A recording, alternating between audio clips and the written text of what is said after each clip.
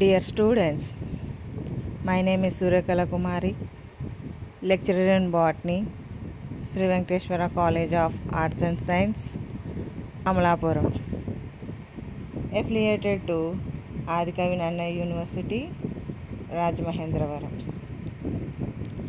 Today, we discussing topic is the third year, 6th semester syllabus, third unit.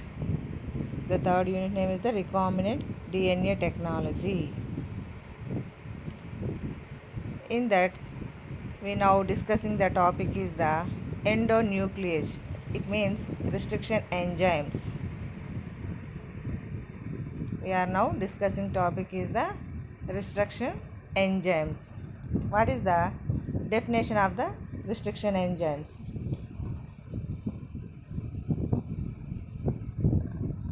Restriction enzymes are also called the restriction endonucleases. Restriction means the cutting of DNA at specific sites. Restriction means cutting. Particular region లోపల particular sequence అంటే ఎక్కడ cut చేస్తుంది అంటే డిఎన్ఏను. What is the DNA? That is the nucleic acids, deoxyribonucleic acids.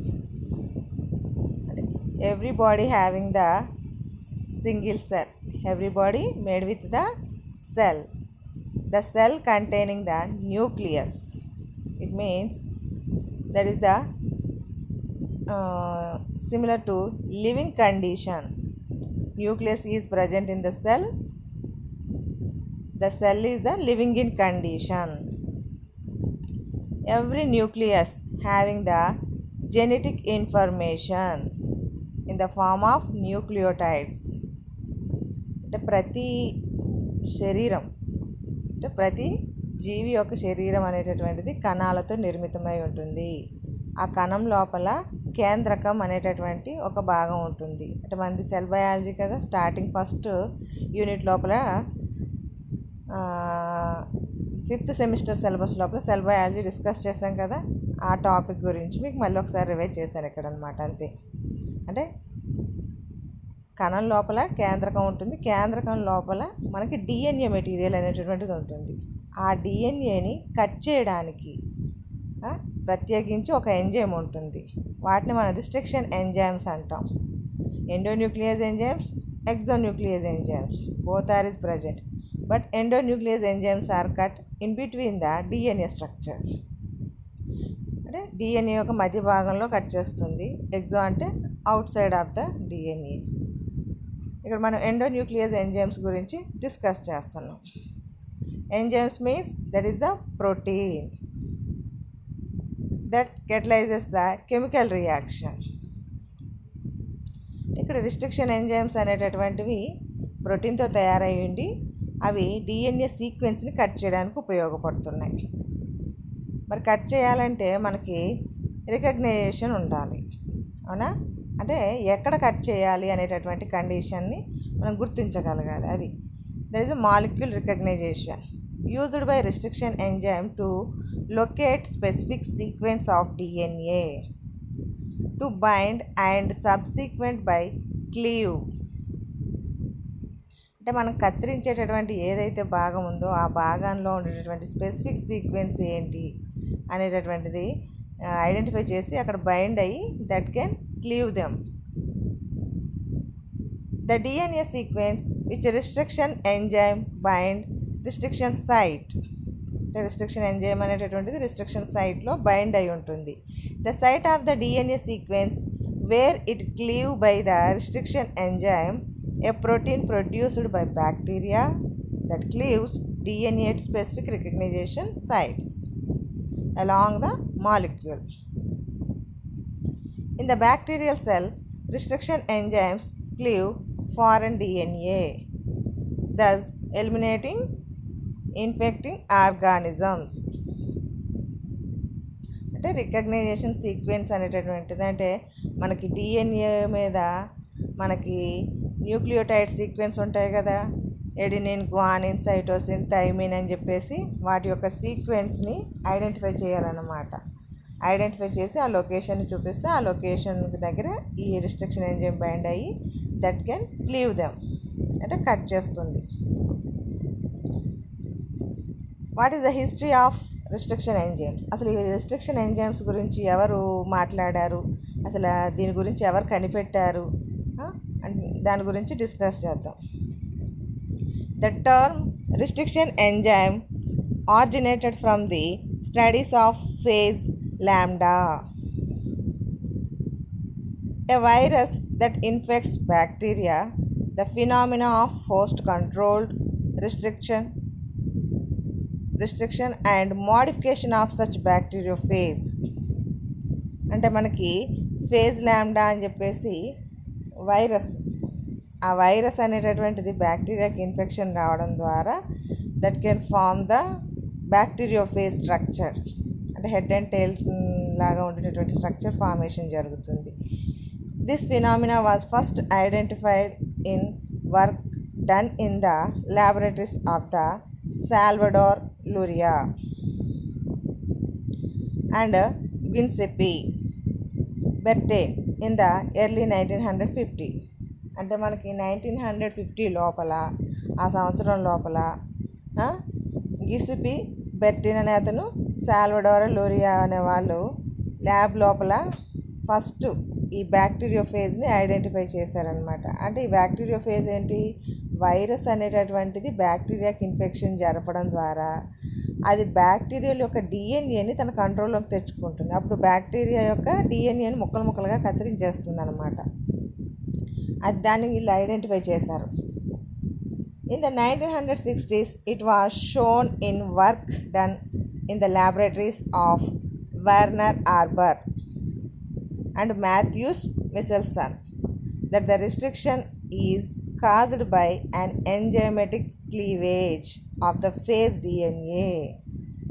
అంటే ఈ cut చేస్తుంది కదా, కటింగ్ అనేటటువంటిది ఎలా అవుతుంది అంటే అది ఒక ఎంజైమ్ యొక్క యాక్టివిటీ అని చెప్పేసి ఈ మిసెల్సన్ అండ్ ఆర్బర్ వీళ్ళు ఎక్స్ప్లెయిన్ చేశారనమాట. అంటే ఎంజైమ్ యొక్క యాక్టివిటీ వలన ఈ ఫేజ్ డిఎన్ఏ అనేటటువంటిది డిఎన్ఏని క్లీవ్ చేస్తుంది అని చెప్పేసి. In 1968 restriction enzyme studied by Arber and Linn demonstrated nuclease activity of E coli. అంటే ఈకోలై బి రిస్ట్రిక్షన్ ఎంజైమ్ అంటే మనకి దీని యొక్క యాక్టివిటీ ఎలా ఉంటుంది అని చూపేసి డెమాన్స్ట్రేషన్ చేశాడనమాట. అంటే రిస్ట్రిక్షన్ ఎంజైమ్ యొక్క అంటే ఈకోలై బి అనేటటువంటిది ఈకో, దాని షార్ట్ కట్ ఫామ్లో అలా రాస్తూ ఉంటాం.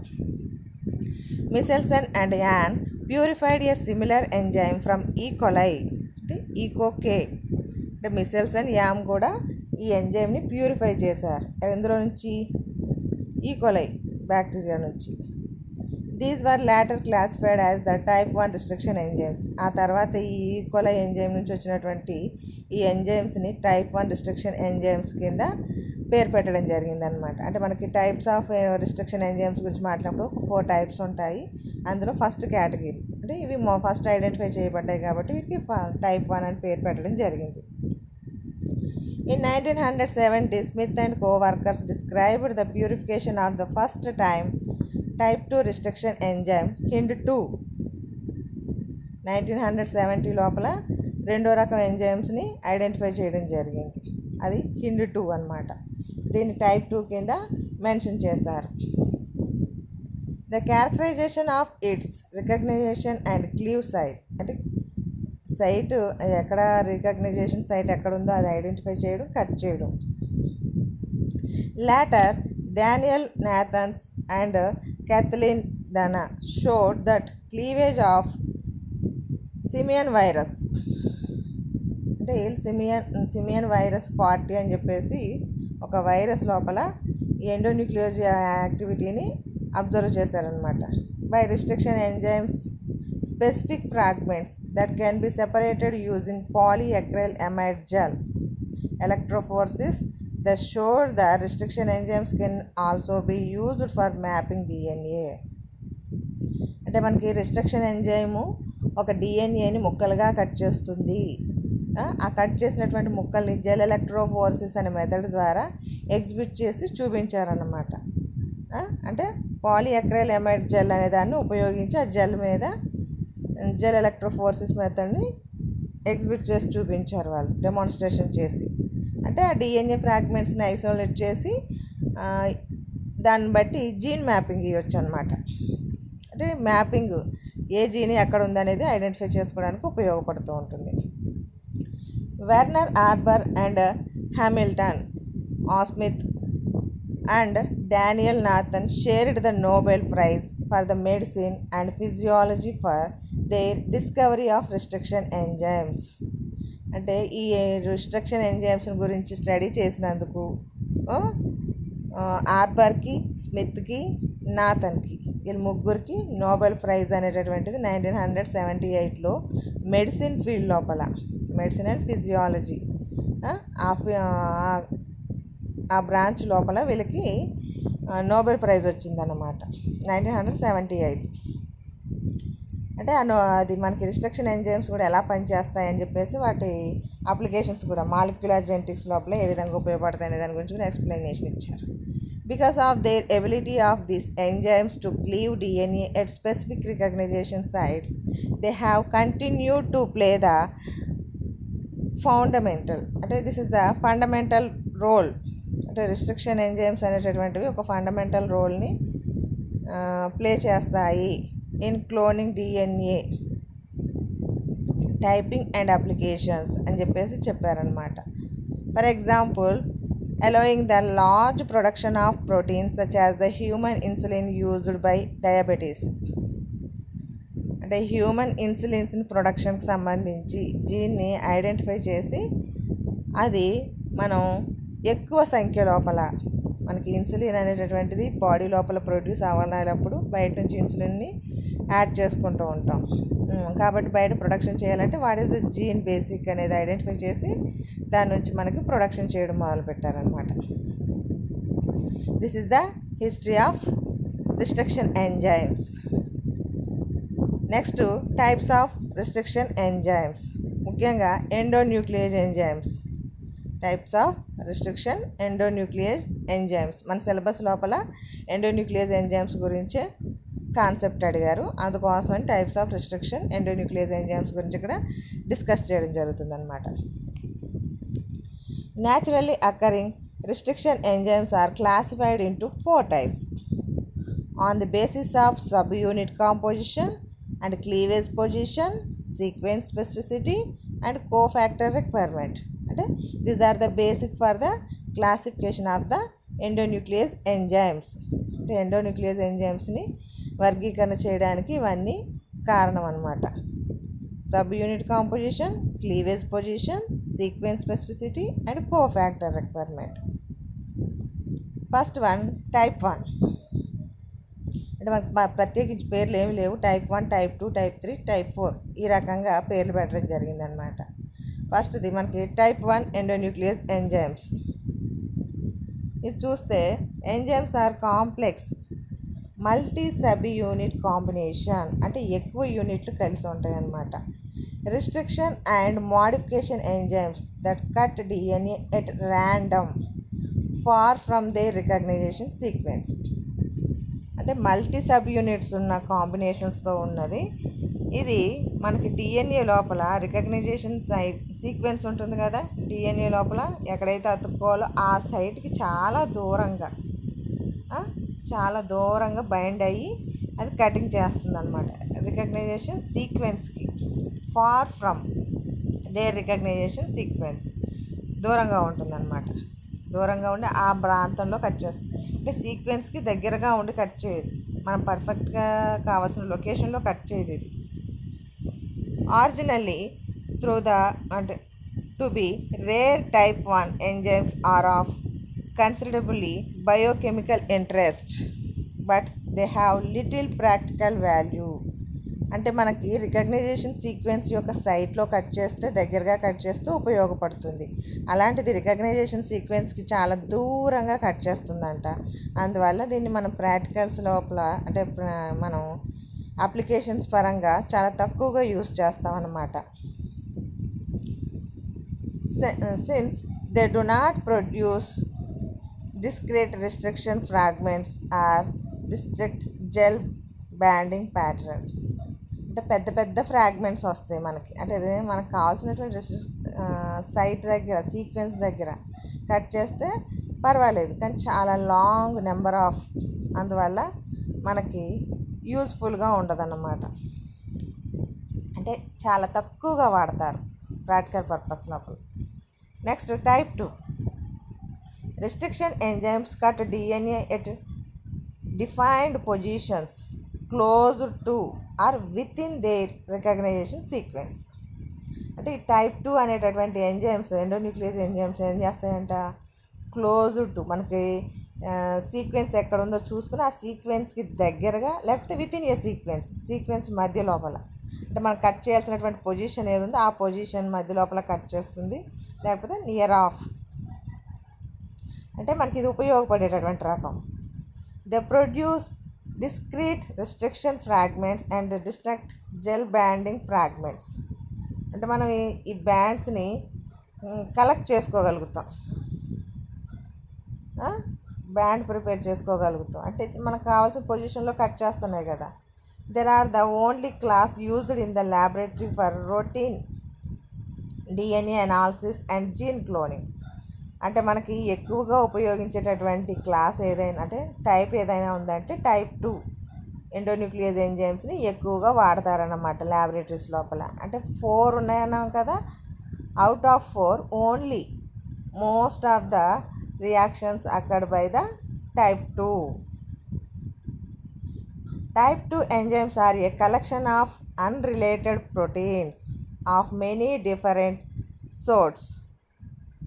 Type 2 enzymes frequently differ so completely in amino acid sequence from one another and indeed from every other known protein that they exemplify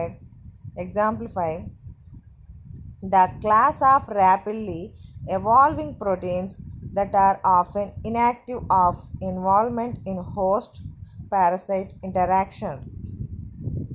అంటే మనకి ఈ టైప్ 2 ఎంజైమ్స్ అనేటటువంటివి ఇంకా రకాలు ఉన్నాయండి.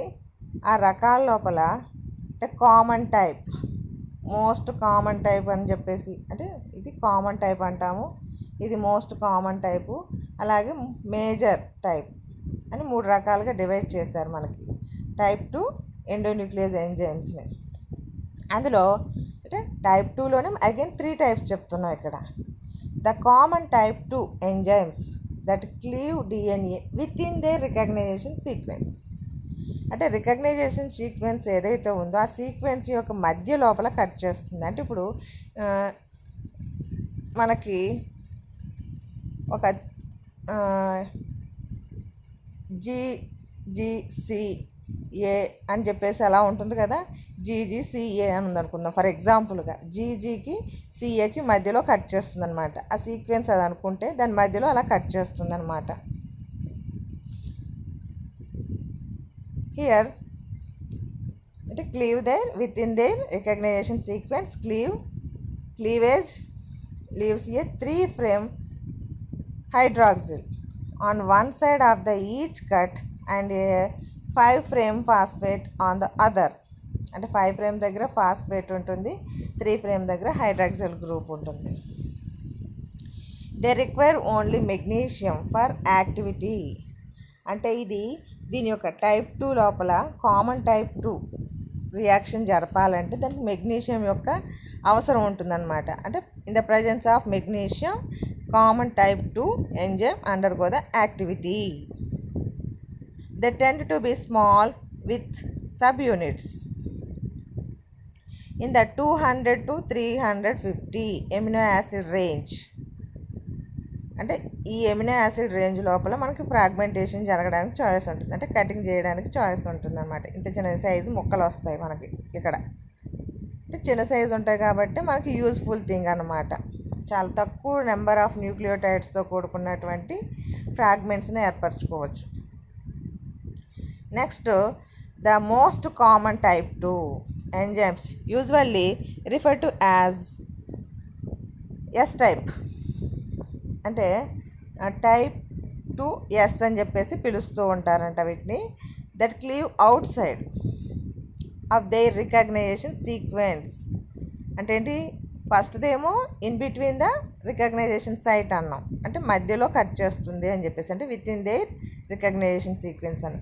ఇది outside of the recognization site అంటే సీక్వెన్స్కి కొంచెం అవతల కానీ యువతల కానీ, అంటే సైట్స్ మధ్యలో సీక్వెన్స్ యొక్క మధ్యలో కట్ చేయదు, చివరిలో కట్ చేస్తుంది. Outside of the recognition sequence to one site. ఒక సైటే అంటే ఒక భాగంలోనే కట్ చేస్తుంది. The enzymes are intermediate in the size 400 to 650 amino acid in length. అంటే మనకు వచ్చేటటువంటి ఫ్రాగ్మెంట్స్ యొక్క లెంత్ చూసుకుంటే టైప్ 2లో మనం ఫస్ట్ చెప్పుకున్న దానికంటే దీని లోపల టైప్ 2S లోపల 400 to 650 ఎమినో యాసిడ్ సీక్వెన్స్ తోటి లెంత్తో ఉంటాయంట. ఇవి మీకు ఎగ్జాంపుల్ కింద చెప్తున్నాము. అంటే ఈ ఎంజైమ్స్ని FOK1 అని చెప్పేసి, అలాగే ALW1 అంటే ఇవి ఎంజైమ్స్ నేమ్స్ అండి. అలాగే third one major type of type 2.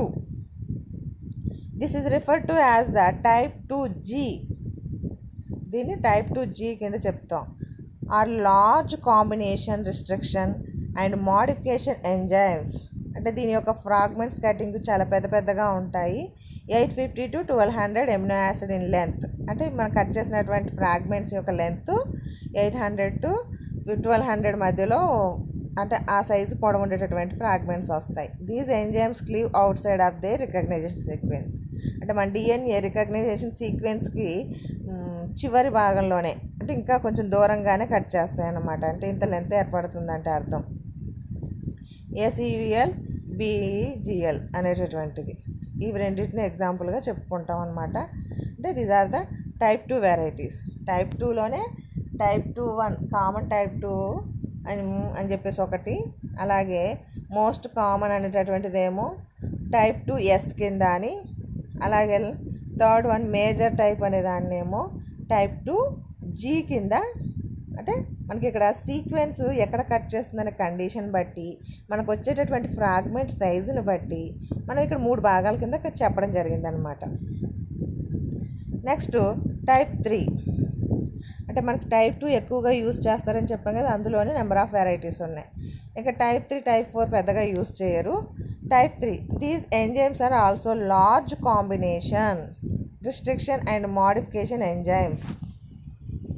ఇవి మెగ్నీషియం ఉంటేనే మనకి రిస్ట్రిక్షన్ ఎంజైమ్ యొక్క యాక్టివిటీ ఉంటుంది. They cleave outside of the recognition sequence and require 2 such sequence in opposite orientations within the same DNA molecule to accomplish cleave. They rarely give complete digest. అంటే ఇక్కడ ఏం చేస్తుందంటే blunt end ఉండేటటువంటి DNA fragments ఏర్పడతాయి అన్నమాట. మనకి రెండు, అంటే బ్లంట్ అని చెప్పలేము, కాకపోతే 2 ప్లేసుల లోపల కట్ చేస్తుంది DNAని. అంటే 2 places కటింగ్ అనేటటువంటిది జరుగుతుందన్నమాట. Such sequence in the opposite orientations తోటి within the same DNA molecules to accomplish cleavage. అంటే మనకి ఆపోజిట్ పొజిషన్ లోపల DNA డబుల్ స్టాండర్డ్ DNA ఉందనుకుందాం. అంటే అవతల స్టాండర్డ్ DNA మీద ఎక్కడ కట్ చేసిందో ఇక్కడ యువతల స్టాండర్డ్ DNA మీద కూడా అదే సేమ్ పొజిషన్లోనే కట్ చేస్తుందంట. అది దీని యొక్క యాక్టివిటీ. టైప్ 3 అంటే ఇది బ్లంట్ ఎండ్ ఫార్మేషన్ జరగడానికి చాయిస్ ఎక్కువగా ఉందన్నమాట. టైప్ 4 అంటే ఇది చాలా తక్కువ అండి మనకి దొరికేది. Type 4 enzymes recognise the modified typically methylated DNA and are exemplified by the MCRBC and MRR system of E. coli. అంటే దీని గురించి పెద్దగా అవగాహన చాలా తక్కువ టైప్ 4 గురించి. అంటే ఇది ఎనర్జీ రిక్వైర్మెంట్ చేసుకుంటుందన్నమాట. In the presence of magnesium ion present అయి ఉన్నప్పుడే మనకి యాక్టివిటీ జరుగుతుంది. అలాగే GTP రిక్వైర్మెంట్ అనేటటువంటిది అవసరం, ఎనర్జీ రిక్వైర్మెంట్ అనేది చేసుకుంటుంది అన్నమాట. దానికి రియాక్షన్ జరగడానికి. This is the types of endonuclease enzymes. అంటే మేజర్లీ 4 టైప్స్. ఎగ్జామినేషన్లో అడుగుతున్నాడు మిమ్మల్ని, ఖచ్చితంగా చాలా ఇంపార్టెంట్ అయినటువంటి టాపిక్ అన్నమాట. అదే ఈ applications of restriction endonuclease enzymes అంటే మనం ఏంటి, ఎండోన్యూక్లియస్ ఎంజైమ్స్ యొక్క హిస్టరీ గురించి డిస్కస్ చేసాం, అలాగే టైప్స్ ఆఫ్ ఎండోన్యూక్లియేజెస్ గురించి డిస్కస్ చేసాం. Now we are discussing the applications of restriction endonucleases. అంటే ఎక్కడ ఉపయోగిస్తారు వీటిని అన్నప్పుడు, restriction endonucleases are also called molecular scissors. అంటే ఎండోన్యూక్లియస్ ఎంజైమ్స్ని ఏమని పిలుస్తున్నాం, molecular scissors.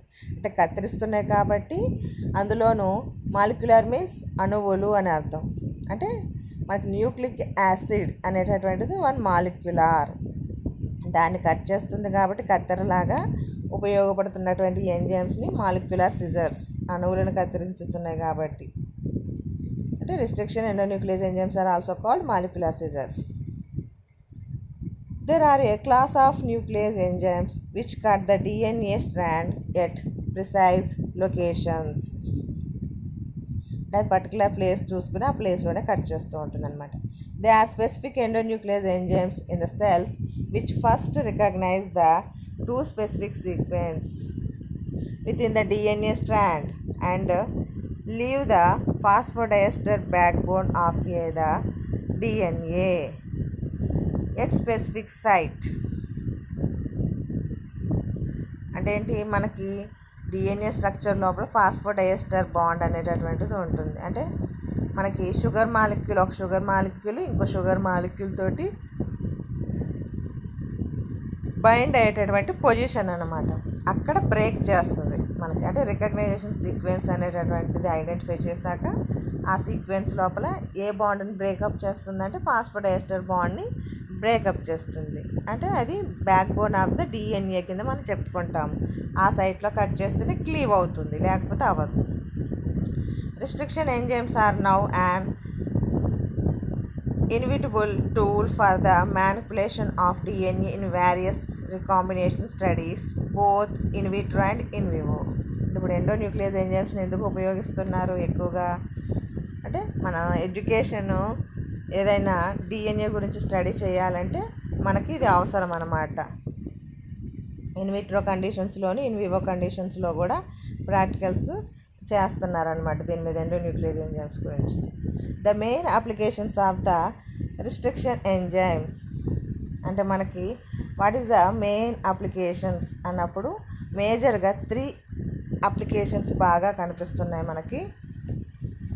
Construction of restriction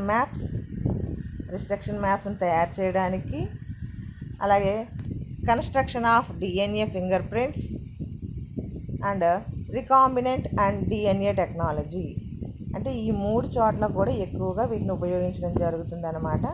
construction of restriction maps అంటే ఒక జీవి యొక్క మ్యాపింగ్ గురించి, అంటే దాని జీనోమ్ యొక్క మ్యాపింగ్ గురించి తెలుసుకోవడం.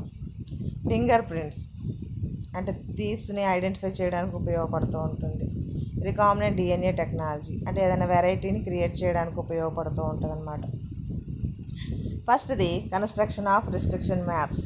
ఏ విధంగా రిస్ట్రిక్షన్ మ్యాప్స్ని తయారు చేయవచ్చు. Map of DNA molecule of an organism that shows specific sites of cleavage. అంటే ముందు మ్యాప్ తయారు చేయాలంటే ఆర్గానిజంలో ఉన్నటువంటి డిఎన్ఏని ఐసోలేట్ చేసి అందులో ఆ డిఎన్ఏలో ఉండేటటువంటి రికగ్నైజేషన్ సైట్స్ని గుర్తుపట్టి క్లీవ్ చేయాల్సి ఉంటుంది.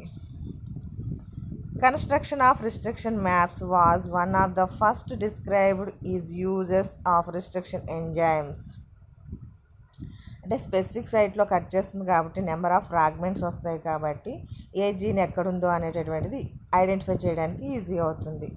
Restriction maps are used to identify the fragments of DNA which contain specific jeans.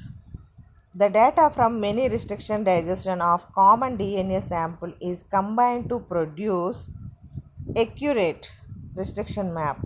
అంటే మనకి 100% అంటే పలానా జీను పలానా డిఎన్ఏ లోపల అంటే ఈ లొకేషన్లో ఉంది అని చెప్పేసి ఐడెంటిఫై చేసుకోవడానికి మనకి షూర్గా చెప్పడానికి ఉపయోగపడుతుంది అన్నమాట.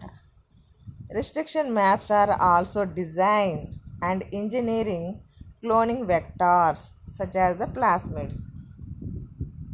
అంటే రిస్ట్రిక్షన్ మ్యాప్స్ అనేటటువంటివి ఎందుకు ఉపయోగపడుతున్నాయి అంటే జెనెటిక్ ఇంజనీరింగ్ టెక్నాలజీ ద్వారా మనకి వెక్టార్స్ని క్లోనింగ్ వెక్టార్స్ని తయారు చేసుకోవడానికి ఉపయోగపడతాయి.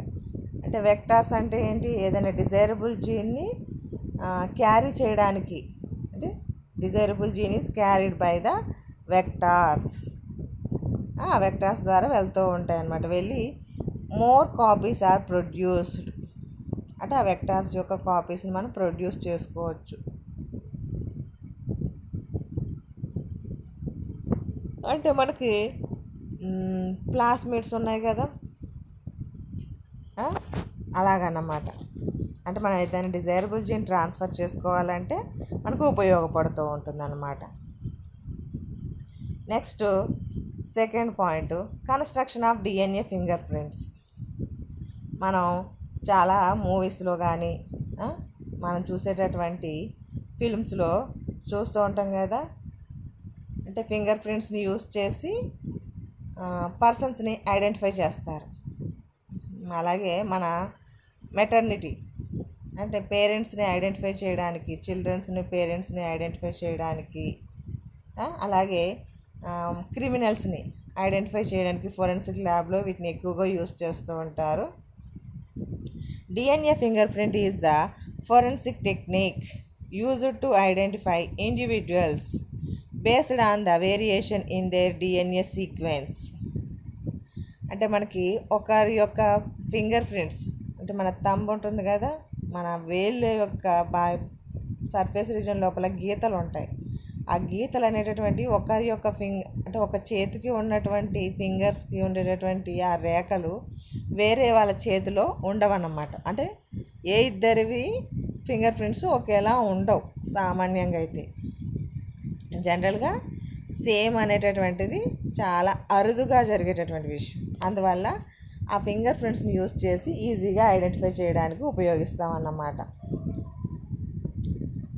Many methods are available for DNA fingerprinting and the most accurate one is the DNA sequence based on the methods. అంటే ఎన్నో మెథడ్స్ ఉన్నాయి, ఎన్ని పద్ధతులు ఉన్నప్పటికీ కూడా మనకి ఈ డిఎన్ఏ సీక్వెన్స్ని బేస్ చేసుకుని ఐడెంటిఫికేషన్ చేయడం అనేటటువంటిది రిస్ట్రిక్షన్ ఎంజైమ్స్ని యూజ్ చేసి ఏ సీక్వెన్స్ దగ్గర కట్ చేస్తుందో ఆ డిఎన్ఏని దాన్ని బేస్ చేసుకుని మనం ఇక్కడ ఐడెంటిఫై చేయగలుగుతాం అన్నమాట. Restriction enzymes also can be used to construct DNA finger printing.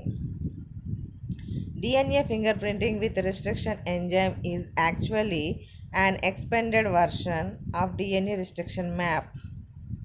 అంటే మన ఇప్పుడు క్రిమినల్స్ని ఐడెంటిఫై చేసేటప్పుడు ఏం చేస్తూ ఉంటారు మన వాళ్ళు, అంటే ఏదైనా యాక్టివిటీ జరిగినప్పుడు అక్కడికి వెళ్ళి అక్కడ లొకేషన్స్ లోపల ఏమైనా ముద్రలు దొరుకుతాయంటే ఫింగర్ ప్రింట్స్ ఏమైనా దొరుకుతాయా అని ఐడెంటిఫై చేస్తారు. ఐడెంటిఫై చేసినప్పుడు వాళ్ళ యొక్క సింబల్స్ ఉంటాయి కదా, అది వేలు మీద ఉండేటటువంటి రేఖల యొక్క గీతలు దేని మీద ఏదో ఒక ఇమేజ్ మీద ప్రింట్ అవుతూ ఉంటాయి అన్నమాట. ఆ ప్రింట్ని తీసుకొచ్చి ఆ షేప్ ప్యాటర్న్ ఎవరితో మ్యాచ్ అవుతుంది అనేది చెక్ చేసుకుంటూ ఉంటారు. The principle of DNA fingerprinting is that the different strains or species of DNA sample will have slightly different restriction maps. This differences in the restriction map is because of their differences in the DNA sequences. Since restriction enzymes are sequence specific in their action. చెప్పాం కదా, ఏ రెండు DNAs కూడా ఒకేలా ఉండవు. కాబట్టి ఒక DNA sample యొక్క finger ప్రింట్ని ఇంకొక డిఎన్ఏ శాంపుల్ యొక్క ఫింగర్ ప్రింట్ తోటి మ్యాచింగ్ చేస్తారనమాట. అంటే మ్యాచింగ్ అయ్యింది అనుకోండి, హూ ఈజ్ ద థీఫ్ అనేటటువంటిది ఐడెంటిఫై చేయడానికి చాయిస్ ఉంటుంది. అంటే క్రిమినల్ ఎవరు అనేది ఐడెంటిఫై చేయడానికి ఉపయోగపడుతుంది. The restriction maps obtain will also show considerable variations depending on the extent of DNA sequence differences. అంటే మనకి ఇక్కడ డిఎన్ఏ సీక్వెన్స్లో ఉండేటువంటి డిఫరెన్సెస్ని బట్టే మనకి ఎవరు ఏంటి అనేది ఐడెంటిఫై చేయగలుగుతాం. అంటే మనం కలెక్ట్ చేసినటువంటి డిఎన్ఏ శాంపుల్స్లో ఉండేటటువంటి అది మనం సెలెక్ట్ చేసుకున్నటువంటి అంటే దొంగల లిస్టా, క్రిమినల్స్ లిస్టా, లేకపోతే పేరెంట్స్ లిస్టా అనేటటువంటిది ఉంటుంది కదా, దాంతో మ్యాచ్ చేసి చూస్తాం అన్నమాట. అంటే ఇందులో ఉన్నటువంటి మనకు దొరికినటువంటి ఫింగర్ ప్రింట్స్ మన లిస్ట్ తోటి లిస్ట్లో ఉన్నటువంటి పర్సన్స్ తోటి మ్యాచ్ అయినాయి అనుకోండి, అప్పుడు ఐడెంటిఫై చేయడం ఈజీ అవుతుంది. The regions of DNA in an organism that are highly variable in restriction digestion generate unique DNA fingerprinting.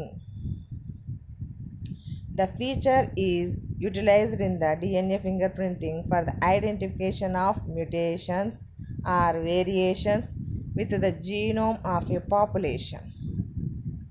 అంటే మనకు ఈ డిఎన్ఏ యొక్క ఫింగర్ ప్రింటింగ్ వలన మనకి డిఎన్ఏలో వచ్చినటువంటి మ్యుటేషన్స్, వేరియేషన్స్ ఏంటి అంటే జీనోమ్ యొక్క డిఎన్ఏ లోపల అంటే మన ఒక ఆర్గానిజం యొక్క జీనోమ్లో వచ్చేటటువంటి వేరియేషన్స్ ఏంటి ఐడెంటిఫై చేయొచ్చు. ఫర్ ఎగ్జాంపుల్గా ఇప్పుడు చూడండి, మనకి కరోనా కాలం కదా, మనకి ఫస్ట్ కరోనా కోవిడ్-19 అని చెప్పేసి మెన్షన్ చేశారు. ఆ తర్వాత సెకండ్ వేవ్ వచ్చిందని చెప్పేసి ఇప్పుడు చెప్తున్నారు. అంటే అదేంటి, that is undergo the mutation. అంటే కరోనా వైరస్లోనే సమ్ ఆఫ్ వేరియేషన్ అనేటటువంటిది వచ్చింది. దాన్ని మనకి జెనెటికల్గా ఐడెంటిఫై చేసి ఎగ్జిబిట్ చేయడం జరిగిందనమాట. అంటే మనకి ఇక్కడ ఐడెంటిఫికేషన్ చేసుకోవడానికి ఉపయోగపడుతుంది అనమాట ఫింగర్ ప్రింట్. అంటే ఒక పాపులేషన్ లోపల యూనిఫామ్గా ఉండేటటువంటి పర్సన్స్ ఈ ఫింగర్ ప్రింట్ యొక్క వేరియేషన్ వలన మనం అందులో నుంచి సెపరేట్ చేసి చూపించవచ్చు. Variations in the DNA fingerprints can easily be used to identify the individuals in a large heterogeneous population. అంటే గుంపులో గోవిందలాగా ఒక 10,000, 1,00,000 ఇలాగా కోట్లలో ఉన్నటువంటి జనాల లోపల ఉన్నటువంటి ఒక పర్సన్ని ఐడెంటిఫై చేయడానికి మనకి ఈ డిఎన్ఏ ఫింగర్ ప్రింట్స్ అనేటటువంటివి ఉపయోగపడుతూ ఉంటాయి అన్నమాట. Such DNA fingerprints are extensively used in the solving paternity disputes, identification of suspects in forensic science. అంటే ఎక్కువగా ఈ ఫింగర్ ప్రింటింగ్ టెక్నాలజీని ఎందులో ఉపయోగిస్తున్నారంటే, ఇప్పుడు మనకి తల్లి పిల్ల తప్పిపోయినప్పుడు వాళ్ళ యొక్క పేరెంట్ని ఐడెంటిఫై చేయడానికి అంటే తల్లి యొక్క శాంపులు, పిల్ల యొక్క శాంపులు అంటే డాటర్ శాంపులు, అలాగే మదర్ శాంపులు, పేరెంట్స్ యొక్క శాంపుల్ని కలెక్ట్ చేసి వాళ్ళ డిఎన్ఏతో ఇది మ్యాచ్ అవుతుందా లేదా అనేటటువంటిది చెక్ చేస్తారనమాట. అలాగా మిస్సింగ్ అయినటువంటి చిల్డ్రన్స్ని, పేరెంట్స్ని ఐడెంటిఫై చేయొచ్చు. లేదా మనకి చూస్తూ ఉంటాం హాస్పిటల్స్లో తల్లి దగ్గర ఉన్నటువంటి పిల్లల్ని ఎవరో ఒకరు ఎత్తుకుపోవడం, ఆ తర్వాత ఇది నా పిల్ల అని కొట్టుకోవడం, అవునా? అలాంటి సిచ్యువేషన్లో who is the original mother to the child అని చెప్పేసి ఐడెంటిఫై చేయడానికి కూడా మనకి ఇది ఉపయోగపడుతూ ఉంటుంది. అలాగే ఫోరెన్సిక్ ల్యాబ్ లోపల మనకి ఎవరైతే క్రిమినల్స్ ఉన్నారో ఆ క్రిమినల్స్ని ఐడెంటిఫై చేయడానికి కూడా యూజ్ అవుతూ ఉందన్నమాట ఫింగర్ ప్రింట్ టెక్నాలజీ. ఇక next third one is the recombinant DNA technology. Recombinant DNA technology is an artificial technique in the creation of recombinant DNA molecules of different organisms by joining or recombining the fragments of DNA generated by restriction enzymes treatment. అంటే ఇక్కడ ఏం చేస్తామంటే 2 different organisms, more than 2 organisms also అంటే మన 2 different ఆర్గానిజమ్స్లో ఉన్నటువంటి డిఎన్ఏని isolate చేసి మనం ఏ ఫ్రాగ్మెంట్స్ని అయితే కంబైన్ చేయాలనుకుంటున్నామో ఆ 2 ఫ్రాగ్మెంట్స్ డిఎన్ఏని తీసుకొచ్చి బైండ్ చేసి we can created the new type of DNA, that is the recombinant DNA. అంటే we can created the artificially అంటే న్యాచురల్గా ఉండేటటువంటి ఆర్గానిజమ్స్లో ఉన్నటువంటి డిఎన్ఏని ఐసోలేట్ చేసి 2 different ఆర్గానిజమ్స్ యొక్క డిఎన్ఏని మనం బైండ్ చేస్తున్నాం. బైండ్ చేసి ఒక న్యూ యంగర్ వన్ని క్రియేట్ చేస్తున్నాం. అందువల్ల దాన్ని రికాంబినెంట్ డిఎన్ఏ టెక్నాలజీ కింద మనం మెన్షన్ చేసుకుంటాం అన్నమాట.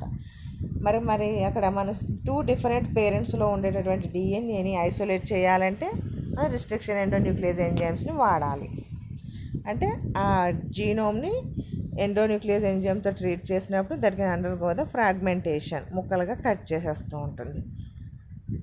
The first DNA, recombinant DNA, was produced by Stanley and Cohen and Haber-Boyer in 1973. Cohen and Boer వీళ్ళిద్దరూ ఫస్ట్ రికాంబినెంట్ డిఎన్ఏని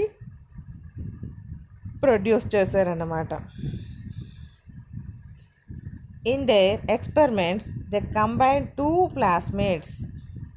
అంటే వీళ్ళు చేసినటువంటి ఎక్స్పెరిమెంట్ ఏంటి, 2 రకాల ప్లాస్మిడ్స్ని బైండ్ చేశారు. PSC-101, PSC-102 ఈ రెండింటిని బైండ్ చేశారు. ఏ విధంగా బైండ్ చేసి that can created the new recombinant DNA were incorporated into the E. coli.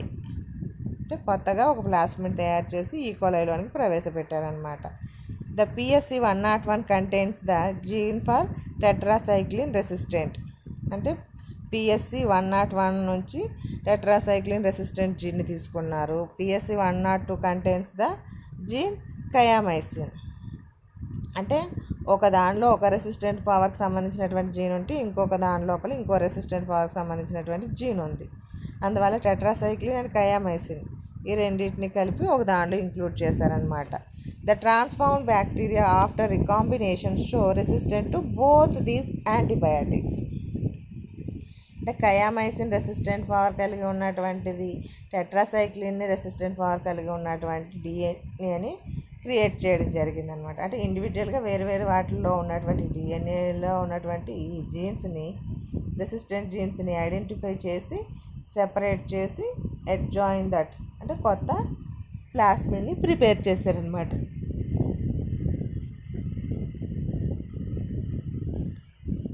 Many diverse techniques are now available in recombinant DNA technology. However, the basic recombinant DNA technology is very simple. అంటే మనకి genetic engineering process అని చెప్పేసి ఒక పద్ధతి ఉంది. దాని లోపల మన క్రాప్ ఇంప్రూవ్మెంట్కి ఉపయోగపడేటటువంటి క్రాప్ ఇంప్రూవ్మెంట్కి అంటే రెసిస్టెంట్ వెరైటీస్ని ప్రిపేర్ చేస్తాం కాబట్టి అది కోసం అని చెప్పేసి మనం డిఎన్ఏ రికాంబినెంట్ టెక్నాలజీని ఉపయోగించుకుంటున్నాం. అంటే జెనెటిక్ ఇంజనీరింగ్ ప్రాసెస్ ద్వారా జరుగుతుంది ఇదంతా కూడా. This is the applications of the restriction endonuclease enzymes. అంటే మీకు ఇక్కడ మేజర్గా 3 మనం ఎక్స్ప్లెయిన్ చేసుకున్నాము అంటే డెప్త్గా. అంటే మనం ఇప్పుడు ఈ క్లాస్లో ఏం డిస్కస్ చేసాం అంటే what is the endonuclease enzyme definition and history of the endonuclease enzymes, types of endonuclease enzymes and applications of endonuclease enzymes. అంటే మనకి ఎగ్జామినేషన్ లోపల హిస్టరీ అడగవచ్చు, అంటే టైప్స్ అడగవచ్చు, అప్లికేషన్స్ అడగవచ్చు. కొన్ని సందర్భాల లోపల టైప్స్ అండ్ అప్లికేషన్స్ అంటే ఆల్రెడీ ఎగ్జామినేషన్లో ఒకసారి అడగడం జరిగిందండి వీటి గురించి.